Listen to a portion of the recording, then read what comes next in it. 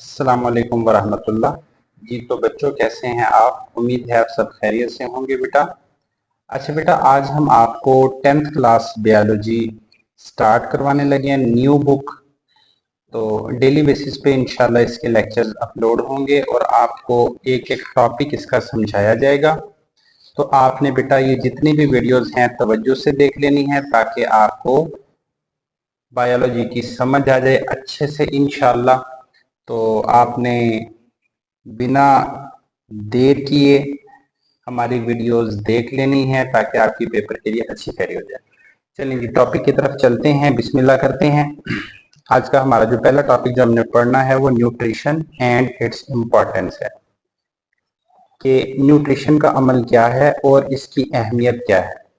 बेटा यहाँ ना पहली लाइन में उसने न्यूट्रिशन की डिफाइन आपको बता दी है, यहाँ से इतने कि nutrition is how organisms get and use nutrients. कि न्यूट्रिशन एक ऐसा अमल है जिसके दौरान जानदार न्यूट्रिएंट्स को लेता है, गेट करता है, एंड यूज और फिर इनको इस्तेमाल करता है। कि एक जानदार कैसे न्यूट्रिएंट्स को लेता है और फिर इनको इस्तेमाल करता है। बेटा आपने ये न्यूट्रिशन की यहां से लेके यहां तक डेफिनेशन कर लेनी है। अच्छा इसके बाद आपने यहां से इसको करना है, in animals nutrients take place in the following main steps.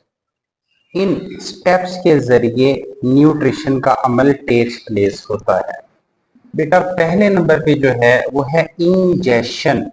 Ingestion कहते हैं खुराक को निगलना। ये याद रखना है आपने, खुराक को निगलना, हलक से नीचे उतारना, इस अमल को क्या कहेंगे? इंजेशन। इंजेशन क्या है? Taking in food and drinks through the mouth. अच्छा इसके बाद खुराक जब हम हलक में से उतार लेंगे तो नेक्स्ट फेज होगा डाइजेशन। बेटा डाइजेशन क्या होता है? ब्रेकिंग ऑफ फूड, खुराक का टूटना। Breaking food into smaller parts the body can absorb. बेटा जब खुराक टूट जाएगी तो फिर इसको एब्जॉर्ब किया जाएगा, इस अमल को कहेंगे absorption. Moving nutrient from the digested food into the blood. जो हजम हो चुकी टूट चुकी खुराक है उसका खून में शामिल हो जाना, इस अमल को कहते हैं एब्जॉर्प्शन। अच्छा इसके बाद बेटा आ जाता है असिमिलेशन। ये जो जज़ब हो चुकी खुराक थी, इस खुराक को जिस्म की जरूरत के मुताबिक इस्तेमाल करना, इस अमल को कहते हैं असिमिलेशन।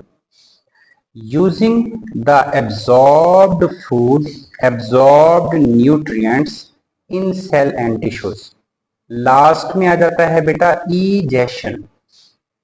बेटा ईजेशन एक ऐसा प्रोसेस है जिसके तहत वो जो हजम हो चुकी खुराक में से बचने वाला जो मटेरियल था, जो अनडाइजेस्टेड फूड थी, उसको जिस्म से बाहर रिमूव कर दिया जाता है। Removing undigested food and waste from the body, this is called egestion. अच्छा बेटा इसके साथ आपने दो ये शॉर्ट क्वेश्चन बड़े इंपॉर्टेंट जो नजर आ रहे हैं ये जरूर करने हैं, ऑटोट्रॉफ्स और हेटरोट्रॉफ्स।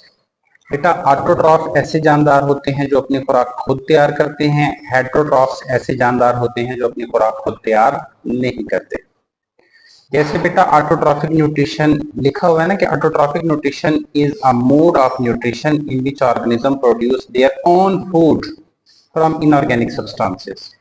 जबकि हेटरोट्रॉफिक न्यूट्रिशन क्या है? Is a mode of nutrition in which organism obtain their food by consuming other organism और ऑर्गेनिक मैटर। ये बेटा अक्सर पेपर में आ जाता है, ये आपने जरूर करने हैं। अच्छा इसके बाद जो लास्ट पैराग्राफ है इसमें वो आपको ये बताएंगे कि जो खुराक हम खाते हैं ना, द फूड वी ईट, वो खुराक जो हम खाते हैं वो लार्ज मालिक्यूल्स पर मुश्तमिल होती है, बड़े मालिक्यूल्स पर, जैसा कि कार्बोहाइड्रेट्स, प्रोटीन्स और फैट्स। अच्छा जब ये खुराक हमारे जिस्म में जाती है ना कार्बोहाइड्रेट, फैट और प्रोटीन की शक्ल में, तो ये जाके छोटे छोटे मालिक्यूल्स में टूट जाती है। कौन कौन से मालिक्यूल में टूटती है? शुगर में, अमीनो एसिड में और फैटी एसिड में। फिर इन्हीं को हमारा जिस्म यूटिलाइज कर लेता है। ये लिखा हुआ है ना, this process is called digestion. मतलब क्या बेटा, बड़े मॉलिक्यूल्स का छोटे मॉलिक्यूल्स में टूट जाना, इस अमल को क्या कहते हैं, डाइजेशन। होपफुली आपको ये सारी बातों की समझ आ गई होगी। मिलते हैं इंशाल्लाह नेक्स्ट वीडियो में। और बेटा ये लेक्चर्स अगर आपको कंसिस्टेंटली चाहिए, आप चाहते हैं कि आपकी बायोलॉजी की तैयारी अच्छी हो जाए, तो मेरा बेटा इस चैनल को आपने सब्सक्राइब कर लेना है और बेल आइकन को दबा लेना है, ताकि जो भी वीडियो बने, जो भी लेक्चर बने, वो आप तक पहुंच जाए। ठीक है बच्चों, मिलते हैं नेक्स्ट वीडियो में। अल्लाह हाफिज।